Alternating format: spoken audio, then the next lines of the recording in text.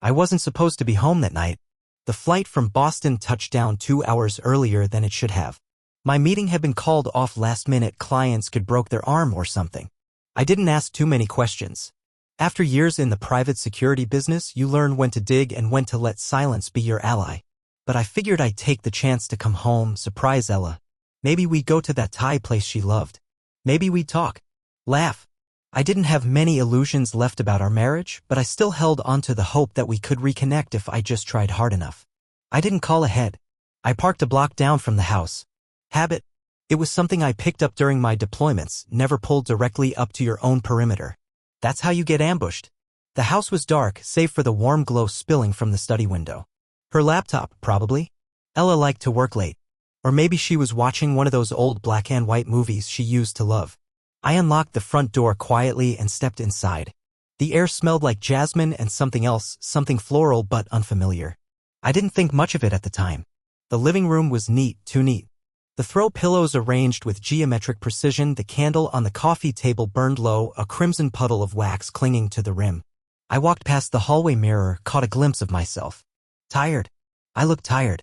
My duffel was slung over my shoulder, boots tracked faint mud from the sidewalk. Ella hated when I forgot to take them off.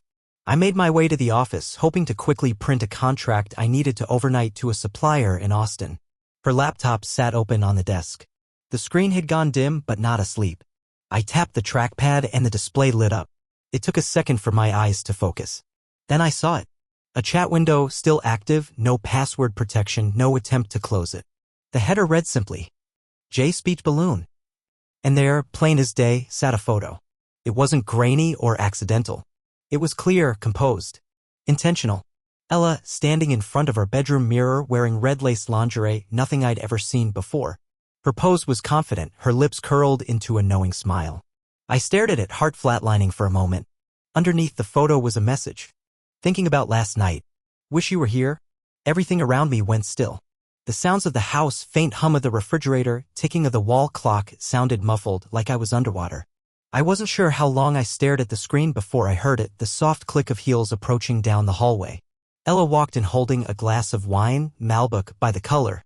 She was in a navy silk robe, tied loosely at the waist. Her hair was slightly damp. She froze just inside the doorway, eyes locking on me, then the screen. And then she did something I wasn't prepared for. She smiled. Oh, she said, as if she'd walked in on me reading one of her cooking blogs. That? She walked forward, sipping her wine like it was just another Tuesday night. That's just a joke.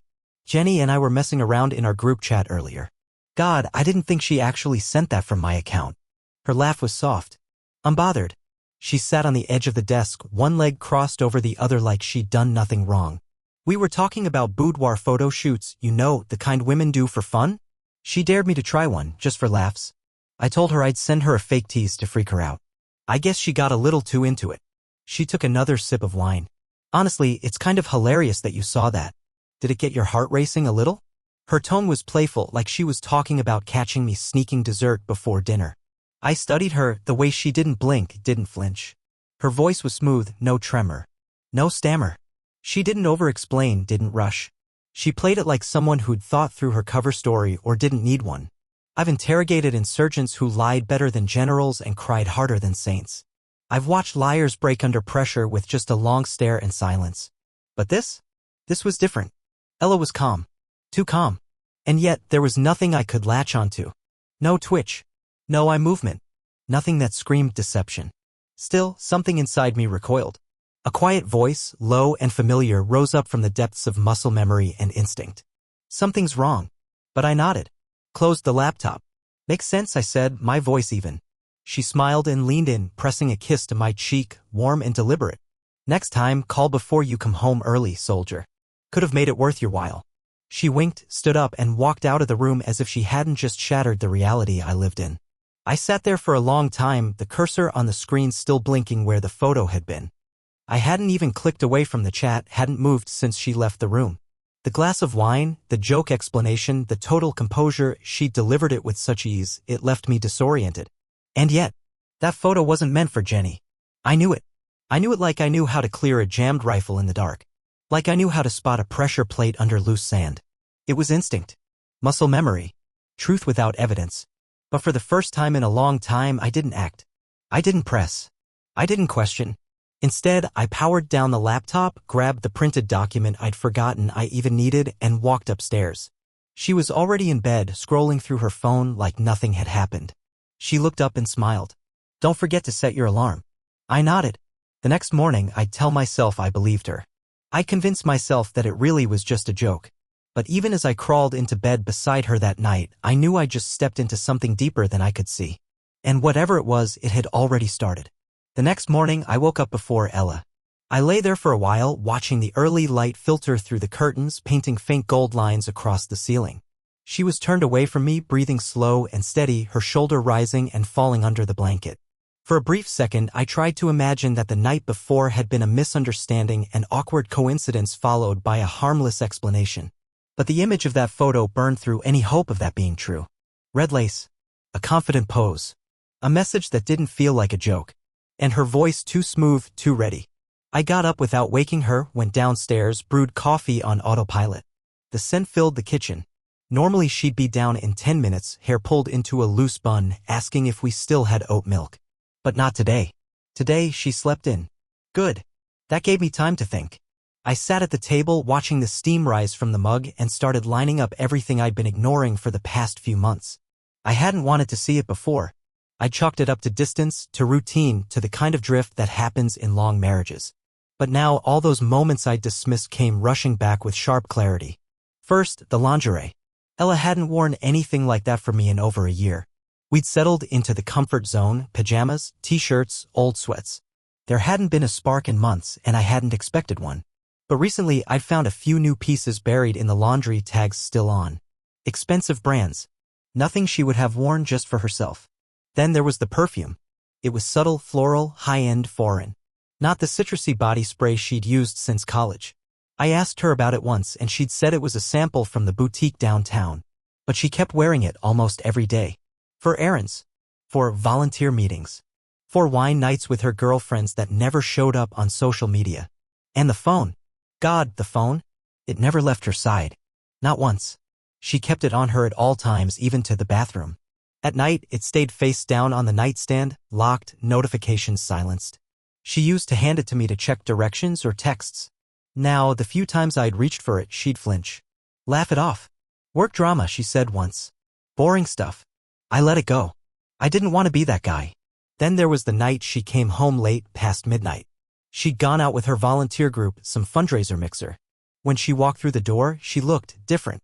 Hair tousled. Dress new. No underwear. Her explanation? She'd spilled wine on herself and had to toss everything. I wanted to believe it. So I did. Now it all felt like pieces of a puzzle I hadn't realized I was assembling. Little flashes of a picture forming just out of reach. I finished my coffee and stood. The house was quiet. Too quiet. By the time Ella came downstairs, wearing a hoodie and looking casual as ever, I was already dressed and pretending to check emails at the counter. "Morning," she said, pouring herself a cup. "Morning." She sat across from me and pulled a protein bar from the fruit bowl. "You okay? You're quiet. Didn't sleep great." She nodded like that was answer enough. "Thinking about the Chicago trip?" I looked up, met her eyes. "Yeah, that and some other things." Her expression didn't change. "Everything all right?" "Sure." She sipped her coffee and scrolled through her phone. "Any updates from that supplier?" "Nope." I watched her out of the corner of my eye. She wasn't nervous. Wasn't twitchy. Just perfectly at ease. That alone made my stomach tighten.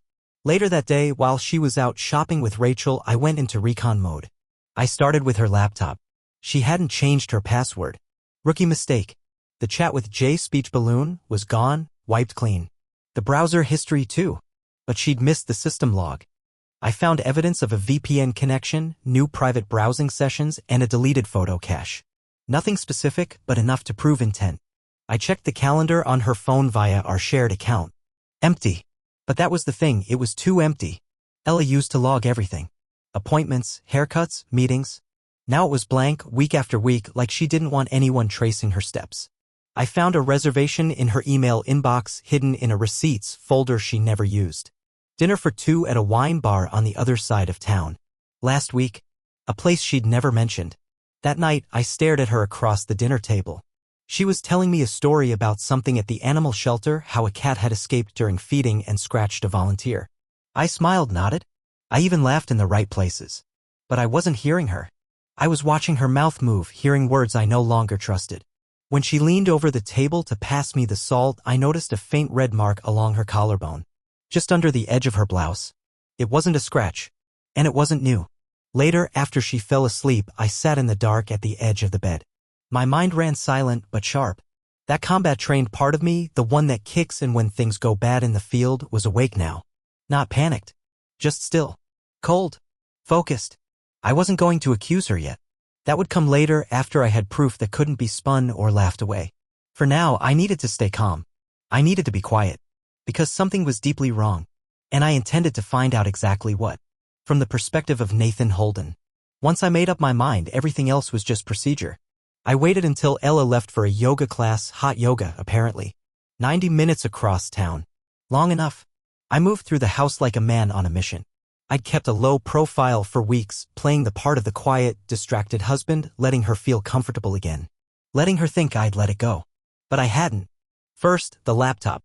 I installed a keylogger, basic stuff, nothing fancy. Just enough to track keystrokes, passwords, messages. Next, I reactivated the home's old surveillance system. It was a model I used to demo for clients, 2 exterior cameras, one in the living room, one upstairs in the bedroom, all tied into a private cloud. Ella didn't know it still worked. She thought I gutted it years ago when we stopped using the home security service. She wasn't entirely wrong. But I kept the back end. All I had to do was update the firmware and plug it back in. That afternoon, while pretending to take a client call, I checked the test feed. Clear as glass. Bedroom, hallway, front door. Motion detection active. Timestamped. Silent. Ella came home flushed and smiling, towel over her shoulder. I kissed her cheek, told her I was heading out of town again for a weekend recon with an Arizona client. She didn't ask many questions. Just nodded, reminded me to send her a photo of my rental car so she'd know what it looked like. I wanted to laugh. But I didn't. That night, I checked into a motel about 5 miles from the house. Cheap. Nondescript. I told the desk clerk I was in town for a wedding and wouldn't need room service. Then I blacked out the windows, set up a burner laptop, and waited. Day 1, nothing. She stayed home. Did laundry. Made banana bread. Took a selfie in the kitchen and sent it to me with the caption, "Missing you already, pleading face." Day 2, she left mid-afternoon, came back after dark. No visitors. No movement inside the house beyond her. Day 3, everything changed. It was just past 6 in the evening when the alert came in. Motion detected upstairs hallway. Then a second alert, front door. I clicked open the feed. There she was. Ella. But she wasn't alone. Trailing behind her was a man. Tall, athletic build. Mid-30s, maybe a few years younger than me. Wore a gray quarter-zip, dark jeans. Familiar. I squinted at the footage, paused, zoomed in. Jason Wells. Our neighbor. 2 houses down. I froze. Jason freaking Wells. He used to wave at me every morning. Grilled burgers with me in the summer. Borrowed my wrench set last fall. I'd invited him to our 4th of July cookout. He brought craft beer and a smug smile. I watched the screen in silence. Ella poured 2 glasses of wine. They sat on the couch. Talked. Laughed. She touched his arm. He leaned closer. Then they kissed. Not tentative. Not uncertain. It was practiced. Comfortable. She took his hand and led him upstairs. The feed followed them. They entered the bedroom. The door didn't close all the way, just swung mostly shut, the crack left enough to see shadows moving across the carpet. I didn't watch beyond that. I shut the laptop. For a long time, I just sat there, staring at the blank wall in front of me. My ears rang. My jaw ached from how tight I'd been clenching it. But I didn't yell. Didn't scream. Didn't cry. I did what I was trained to do. I shut down. It was a switch, almost literal. My mind slipped into what my squad used to call combat freeze, a kind of mental lockdown you enter when your life's on the line and emotion becomes a liability. I'd used it in the field. Now I was using it in a motel room 6 miles from my wife and the man she was sneaking around with. I didn't sleep that night. Didn't move. By morning I was clear again. Not calm clear. There's a difference. I started mapping out what I knew. Jason was the affair partner. That much was confirmed. He'd been in our house. Our bed. And she had brought him there knowingly. Ella hadn't slipped. She hadn't made a mistake. She'd made a choice. Repeatedly. Quietly. Boldly. She calculated the risks and decided I wouldn't find out. Now that I had direct proof, I had options. Confront her. Blow it all up. Serve papers. Make a scene. But I didn't want a scene. I didn't want drama. I wanted clarity. So I went deeper. Over the next few days, I analyzed Jason. I scoped out his online presence. Socials, LinkedIn, HOA records. He was a freelance architectural consultant. Traveled a lot for work. That explained the erratic appearances. But what caught my eye was the text thread Ella had started typing the night after I left, caught by the keylogger before she deleted it. Think he suspects anything? Jason replied, he's not around. He won't be. Just be careful. They weren't worried. They were smug. Confident. That was their first mistake. Their second mistake was underestimating what I'd do once I found out. I kept gathering data. Keystroke logs. Backup copies of their messages. Audio clips from the hallway mic I reactivated. And then something new. A message in her inbox buried under an email filter labeled volunteer. From Jason. Sent at 1:47 a.m. 2 nights after they'd slept together again. Everything's moving along. The gas line idea works, just needs the right trigger. You sure the hunting trip's still on? My stomach turned. I read it again. And again. The gas line idea. A trigger. The hunting trip. They weren't just cheating. They were planning something. Something worse. I stood up so fast the motel chair slammed into the wall behind me. The message was short, vague enough to avoid easy detection, but I'd seen enough phrasing like this in my time overseas to know when people were talking around something. This wasn't just betrayal. It was premeditation. I copied the message. Ran it through a decryption tool to check for image-based data. Nothing hidden. Then I opened a private channel to an old friend at the state police. I gave him a favor marker I'd been holding for years. 24 hours later, I had surveillance footage from a cafe downtown. Ella and Jason. Sitting at a table. Leaning in. Talking in low tones. No affection. No touching. Just business. Jason pulled out a tablet. Showed her diagrams, schematics of what looked like a camper trailer. My trailer. The one I used on solo trips. I watched her nod. Smiling. Calm. Confident. I couldn't hear the audio, but the lip-reading software caught fragments. Jason, no one will suspect. Ella, insurance covers accidental explosion, right? Jason, you'll be a widow. Clean. Ella, and free. That was enough. More than enough. They weren't planning an affair. They were planning an ending. Mine, they had no idea what I knew. And that was my only advantage. In warfare, the most dangerous enemy isn't the one who attacks, it's the one who waits. The one who watches. The one who lets you think you're safe until you're halfway across the bridge and the charges are already wired. That was me now. Ella and Jason had been planning this for longer than I wanted to believe. The layers were deeper than infidelity. They were planning AK*LL. Not a crime of passion, not a messy spur-of-the-moment panic. No. This was a cold, calculated operation. The kind of thing I'd seen Dr*G cartels and paramilitary cells pull off.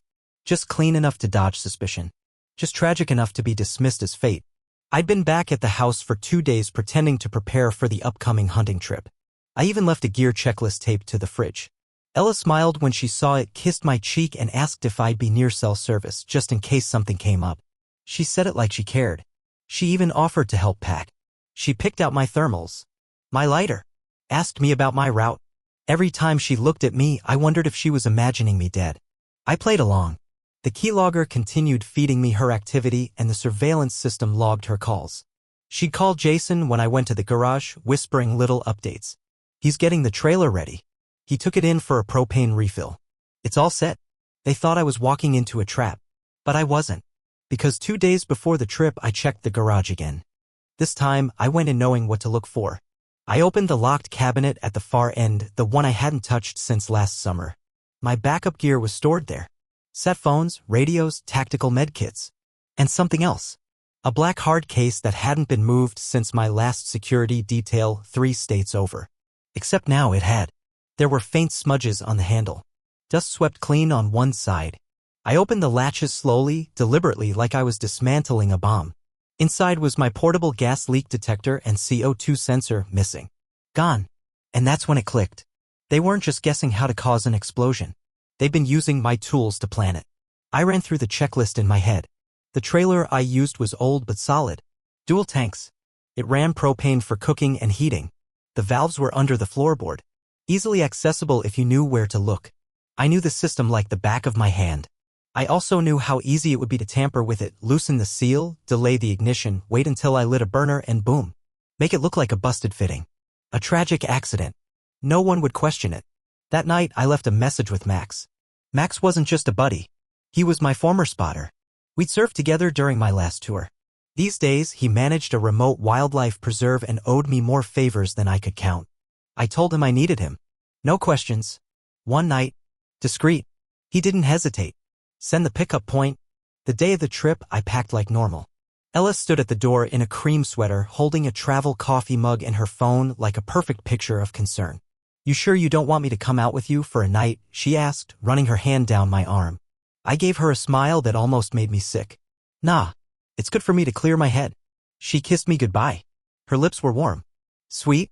Murderous. As I drove off, I checked the dashcam. Still functioning. Good. I needed every detail to stick. I didn't take the trailer to the hunting spot. Instead, I drove it to a rented storage unit 40 miles outside town, swapped vehicles with Max, and handed over the GPS scrambler I'd rigged from an old signal box. We mounted it inside the trailer. It would keep the pinged location bouncing between 3 preset coordinates, all in rural wilderness. No one would know it was never there. Then I left the trailer behind. Max drove it out toward a designated burn zone we'd scoped out in advance, a controlled forest boundary used by fire crews for training burns. He parked it, prepped the burner, and bailed. By the time local responders found it, all that was left was a charred metal frame and melted tires. We left a fake ID in the glove box. Burnt just enough to look like it survived the blast. The next morning, the news broke. Solo camper K** led in explosion, equipment malfunction suspected. Photos showed blackened wreckage. A propane tank torn apart. Wildlife cameras had picked up footage of the vehicle heading in. No footage of it leaving. Coroner said the body was unidentifiable. Dental records would take weeks. But there were no questions. It all fit the narrative. Nathan Holden, age 39, pronounced dead at the scene. Ella cried on the porch for the cameras. Jason was there beside her, wearing sunglasses, holding her hand like some grieving neighbor playing hero. The community dropped off casseroles. Someone set up a memorial GoFundMe. And I watched it all from a motel room on the other side of the state. Every hour, I checked the feeds. Jason started spending the night at the house 3 days after my death. At first, he parked a block away, slipping in through the side door like they still had to hide. But by the end of the week, he was using the front door and Ella had moved his toothbrush into the master bathroom. They were getting comfortable. Too comfortable. That's when I began phase 2. The packages started small. An unmarked envelope on the doorstep. No return address. Inside, a photo. A screenshot *T of Ella in bed, time-stamped. Jason in frame, shirtless. A photo neither of them had ever seen. She brought it inside, visibly shaken. She didn't tell Jason. The next package arrived 2 days later. A flash drive. Video file only silent, black and white. Their wine night. The one they thought no one had recorded. That night, Jason installed a Ring camera at the front door. 2 days later, a note arrived in the mailbox. Wrong angle. Try the window. Ella started sleeping with the lights on. Jason kept his phone clutched in his hand at all times. He searched for spyware apps. Sweepers. EMF detectors. But none of it helped. Because the evidence kept coming. Screenshot *TS. Message transcripts. Time logs. Every detail they thought they had deleted showed up again, printed, clean, documented. The paranoia crept in fast. I watched Jason pacing the backyard one night, flashlight in hand, pointing it into bushes. He turned suddenly and shouted at Ella through the glass door, furious. She backed away. Their first fight. Real. Loud. I couldn't hear the words, but I could read the body language. He thought she was being watched. She thought he was cracking. They were both right. She changed the locks. He changed his number. But it didn't stop. One morning, Ella walked outside to find a note taped to her windshield. Just 4 words. Check the crawlspace again. She screamed. Called the police. They searched. Found nothing. Of course they did. There was nothing to find. Except the idea. That maybe there had been something there. That maybe someone had been under the house. That maybe someone still was. I let that idea fester. I didn't contact the police. I didn't press charges. I didn't step into a courtroom. Because justice was a blunt instrument. What I wanted was sharper. And it was working. Jason disappeared one night. Drove to the airport. Never made it past long-term parking. His car was found 2 days later, doors locked, no luggage inside. No sign of struggle. Just his wallet. And his phone. Both wiped. Ella filed a missing person report. The detective who took her statement said she seemed genuinely rattled. But I could see it in her eyes. She wasn't worried about Jason. She was terrified of me. I always knew if I ever had to disappear, I could. The idea had lived quietly in the back of my mind since I left the service. You don't spend years in covert operations without building an escape plan or 5. You think about new names, new towns, clean routes, quiet borders. You learn to shed a life like deadskin. But I never imagined I'd use that SK*LL to fake my own death for a woman I once loved. After the explosion made the news, the machinery of grief moved fast. Ella took center stage. She wore black. She cried on cue. She gave interviews to the local paper about how I was such a brave man who just wanted peace in the wilderness. She mentioned the insurance payout once, casually like it was an afterthought. But it wasn't. She filed the claim less than 48 hours after the coroner report. Expedited. She cited financial strain and emotional hardship. I watched a PDF of the form come through her email, courtesy of my keylogger. 1 million in accidental death coverage. Full benefits to be released after identification delay. Of course, I made sure the body was unidentifiable. Max and I had arranged everything. The cadaver was legally purchased through a military medical disposal contact, anonymous, already cremated. No dental match. No fingerprints. Burned beyond recognition. The only things tying it to me were the trailer, the ID in the glove box, and the GPS signal placing it there. That's all insurance needed. I was declared legally dead within a week. Ella cashed the first installment within days. She bought herself a new car. Traded in the old one like it had nothing to do with me. She hired a contractor to repaint the house. Fresh start, she told the neighbors. New blinds. New locks. New furniture. New life. Jason was gone, but she didn't slow down. Maybe she thought he'd return once the dust settled. Or maybe she had someone else lined up already. Either way, she was unbothered enough to post a soft smiling photo of herself at a wine tasting just 10 days after my death. The caption read, "Healing slowly. Thank you all for the love, yellow heart." I saved the image. Then I sent her an anonymous text that night. "How's the wine?" She didn't reply. The next day, she pulled the photo down. That was the first time I knew for sure I was under her skin. But it wasn't enough. The plan had never been to simply watch her spiral. The plan was to make her understand what she had done. Not just to me, but to herself. To show her that she hadn't won. That there was no freedom waiting on the other side of betrayal. So I kept feeding the fear. 1 week after the insurance payout was confirmed, I mailed a single photograph to the house. No return address. No note. It was a photo of her and Jason. From the bedroom camera. The one she didn't know had night vision. They were in bed. Bare shoulders. Eyes closed. Peaceful. It looked almost romantic if you didn't know what it really was. She called the police that night. They came, walked the perimeter, asked if she had any enemies. She said no. Of course she did. But she didn't know where I was, and that was the point. A few days later, a second envelope arrived. This one had no photo, just a USB drive. On it was a voice recording. Jason's voice. Her voice. They were sitting on the couch, talking about the plan. It had been recorded the night they made the final decision. "Jason, once the gas line's loose, it'll just look like a busted valve. Nobody checks that stuff twice. Ella, he'll be out there alone. No one around for miles. One spark, that's it. Jason, you'll be a widow. Free and clear." I had pulled the audio from the hallway mic, cleaned it, filtered it. Then I clipped the silence and amplified the voices. The only thing missing was a confession in writing. But the tone said enough. After that, she stopped answering calls. She kept her curtains closed, lights on all night. Motion lights lit up the yard like a prison flood zone. I saw her through the camera footage pacing every hour, checking locks, sometimes standing at the window and staring out into the dark like she expected me to emerge from it. I didn't. I wanted her to imagine me there, always just beyond reach. But then something changed. She stopped sleeping. I could tell by the lights.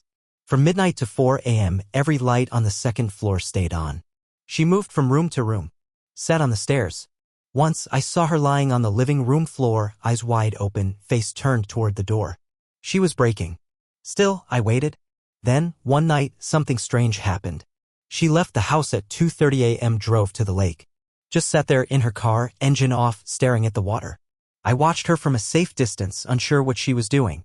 Then she got out, walked to the edge of the dock, and just stood there, barefoot, still, for 20 minutes. Then she turned around, got back in her car, and drove home. I didn't know what to make of it. Guilt? Remorse? Or was she hoping anyone would appear and end it all for her? I didn't know. And I didn't care. Because even if her guilt was real, it came far too late. I wasn't looking for a breakdown. I wasn't hoping for tears. What I needed was awareness. For her to live every day knowing she tried to erase me and failed. That I was still here, watching, waiting. I sent one final package. It was small. A single folded piece of paper, no envelope. On it, in block letters, just one sentence. The dead don't forget. She didn't report that one. She just stopped leaving the house altogether. No more wine tastings. No more yoga. No more Facebook posts. She deleted all her social media within 48 hours. Then she filed to sell the house. I expected it. I even welcomed it. But I made sure the real estate agent's website was visited by a very specific IP address, mine. They called her and asked if she wanted the listing to remain private. She said yes. Canceled the sale 3 days later. She knew now even if she moved I would find her. That was the last contact I made. It's been 5 months since the explosion. My name is still legally dead. My face officially has no place in the world anymore. I changed it. Not just the name, but everything. Appearance, documents, bank accounts. I even changed how I walked. It's amazing how much people rely on rhythm, on pace, on voice. Disguise isn't about masks, it's about erasure. I live in a small mountain town now. Quiet. Off-grid enough. I rent a cabin from a guy who just wants someone to keep the pipes from freezing. Max knows where I am. No one else does. Sometimes I sit on the porch and think about what could have happened if I hadn't come home early that day. If I hadn't opened that laptop. If I hadn't seen that message. I would have gone on that trip. Lit the burner. Felt the heat of my trailer exploding around me. And Ella? She'd be smiling at a funeral. Instead, she's a prisoner in her own life. Not because I wanted her to suffer, but because she tried to K*LL me and failed. And now every time the wind knocks a branch against the window. Every time a text comes from an unknown number. Every time she steps outside and feels watched. She'll wonder, is it him? Is he back? Did he ever leave? Ella's fear settled in like fog, thick, quiet, constant. She changed her locks, installed new cameras, moved her bed to a different wall. Still, she jumped at every noise. When packages arrived without a sender, she opened them with shaking hands. Inside, more photos. *TS. Audio transcripts. Footage from their own betrayal. No threats. Just reminders. Jason's paranoia had been real. But now he was gone, vanished without a trace. His car abandoned. Wallet untouched. Phone wiped. Ella filed a report, but nothing came of it. She started seeing things. A shadow outside the window. A light left on. But no one was ever there, or so it seemed. I never contacted the police. What good would justice do? Fear is longer lasting. Ella moved out of state, changed her number, even changed her hair. It didn't matter. She still gets messages from time to time. Just one line, I'm near. I make sure they're never from the same number twice. She'll never know when or if I'm truly close. Maybe I am. Maybe I'm just watching from a distance. But she knows now what it's like to be hunted. What it's like to feel powerless. And in that quiet, uncertain fear, she finally understands what she took from me. That's all I